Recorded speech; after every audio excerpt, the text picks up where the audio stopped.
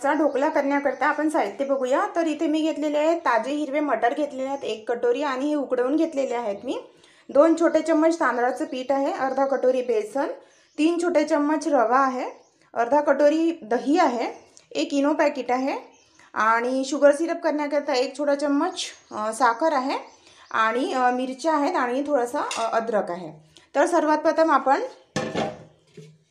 मिक्सरमध्ये हे बघा हिरवे मटर आणि अद्रक आणि हिरव्या मिरच्याची एक छान पेस्ट करून घेऊ। बघा मी मटर मिक्सरमध्ये वाटून घेतलेले आहेत। आता आपण एका पॅन मध्ये काढून घेऊया।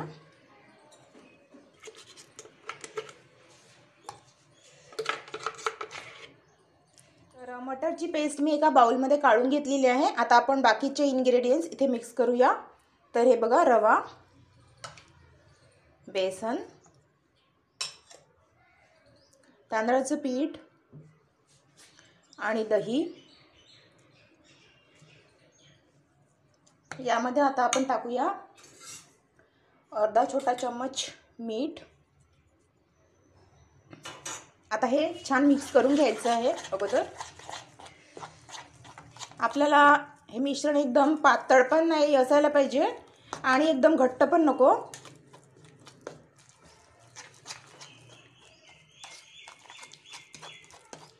तर हे बघा मिश्रण रेडी झालेलं आहे।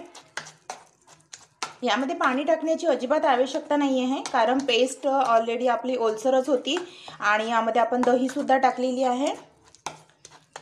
जर तुम्हाला वाटत असेल की मिश्रण खूपच ड्राय आहे तर आवश्यकतेनुसार थोडं तुम्ही यामध्ये पाणी ॲड करू शकता। हे बघा मिश्रण अशा प्रकारे घट्ट असायला पाहिजे। तर यामध्ये आपण आता टाकूया आपला शेवटचा इन्ग्रेडियंट्स आणि तो म्हणजे आहे इनो। हे बघा इनो टाकल्यानंतर आपल्याला थोडंसं मिक्स करायचं आहे आणि लगेच वाफवण्याकरता ठेवायचं आहे। तर मी एका भांड्याला ऑलरेडी तेल लावून ठेवलेलं आहे। तर हे बघा असं छान मिक्स करून घ्यायचं, म्हणजे आपला ढोकळा जो आहे एकदम फ्लफी स्पंजी होईल। तर हे बघा रेडी झालेलं आहे आपलं मिश्रण। मिश्रण एकदम रेडी झालेलं आहे आणि मी अशा प्रकारे एका भांड्याला तेल लावून घेतलेलं आहे। तर आता आपण आपलं मिश्रण यामध्ये टाकूया। तर मिश्रण मी सर्व एका भांड्यामध्ये काढून घेतलेलं आहे। आता आपण छान सेट करूया आणि थोडं टॅप करूया, म्हणजे जी हवा वगैरे असेल ती निघून जाईल आणि एकदम परफेक्ट ढोकळा होईल आपला। तर हे बघा आता आपण हे वाफवून घेऊया। तर हे बघा मी इडली पात्रामध्ये पाणी ऑलरेडी गरम करण्याकरता ठेवलं होतं आणि मी कुकरची इथे प्लेट ठेवली आहे। तुम्ही साधी कोणतीही इथे प्लेट ठेवू शकता आणि स्टीमरमध्ये सुद्धा तुम्ही हे वाफवून घेऊ शकता। तर आपल्याला हा ढोकळा जो आहे आता 15 ते 20 मिनिट वाफवून घ्यायचा आहे। यावर झाकण ठेवून द्यायचं आहे।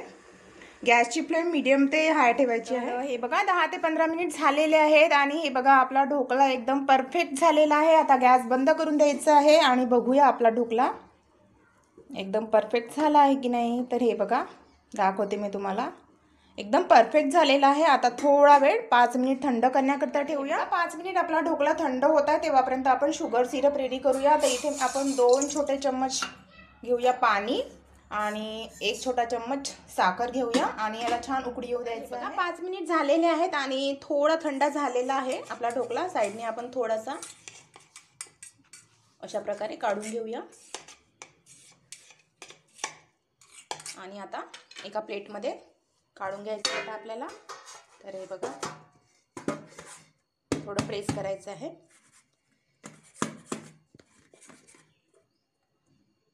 तर हे बघा किती परफेक्ट झाला आहे आपला ढोकळा आणि किती स्पंजी झाला आहे, मी तुम्हाला दाखवते। हे बघा, तर हे बघा आता आपण ढोकळ्यावरती थोडं शुगर सिरप टाकूया। शुगर सिरप टाकण्याचं कारण हे आहे की थोडं मॉइश्चर येण्यासाठी, कारण आपला ढोकळा थोडा कोरडा असतो।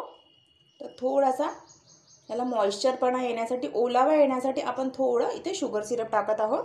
तर आता आपण आपल्या ढोकळ्याकरिता तडका रेडी करून घेऊया। हे बघा तडका रेडी करण्याकरिता आपण एका पॅनमध्ये थोडं तेल घेऊया आणि यामध्ये टाकूया थोडीशी मोहरी,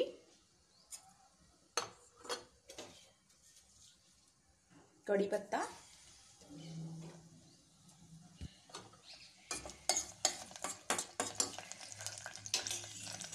लाल मिरच्या 2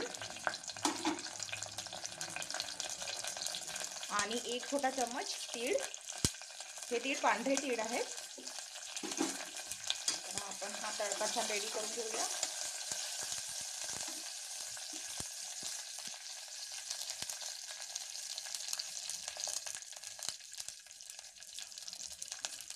तर हे बघा आपला तडका ऑलमोस्ट रेडी झालेला आहे.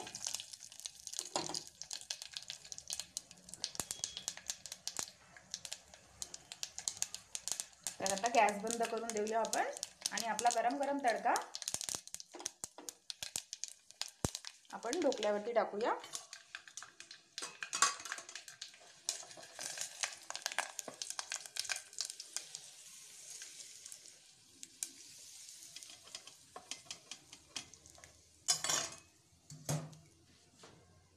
तर हे बघा आपण तडका ढोकल्यावरती टाकून दिलेला आहे.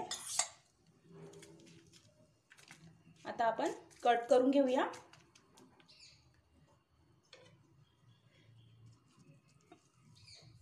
हे बघा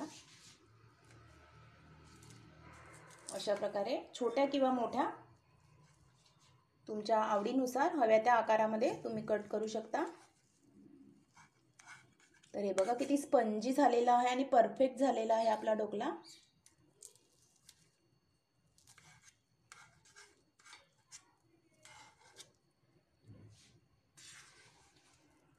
तर हे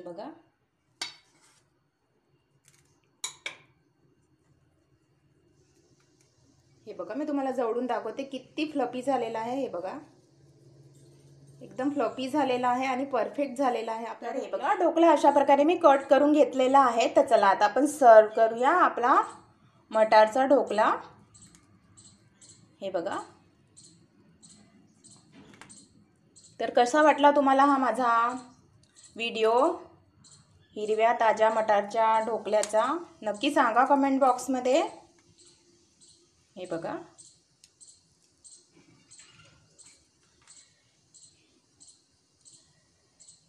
आणि आवडल्यास लाईक करा, कमेंट्स करा आणि जर तुम्ही माझ्या चॅनलवर नवीन असाल तर अशाच न्यू आणि हेल्दी रेसिपी बघण्याकरिता मराठी किचन विथ मनीषा या चॅनलला अवश्य सबस्क्राईब करा आणि साईडला जी बेल आयकॉन असते ती सुद्धा प्रेस करा म्हणजे माझ्या येणाऱ्या नवनवीन व्हिडिओचे नोटिफिकेशन तुम्हाला वेळोवेळी मिळत राहणार. तर बघत राहा माझा channel. Thanks for watching my video. तर भेटूया नेक्स्ट व्हिडिओमध्ये. तेव्हापर्यंत take care. Bye bye. Have a nice day.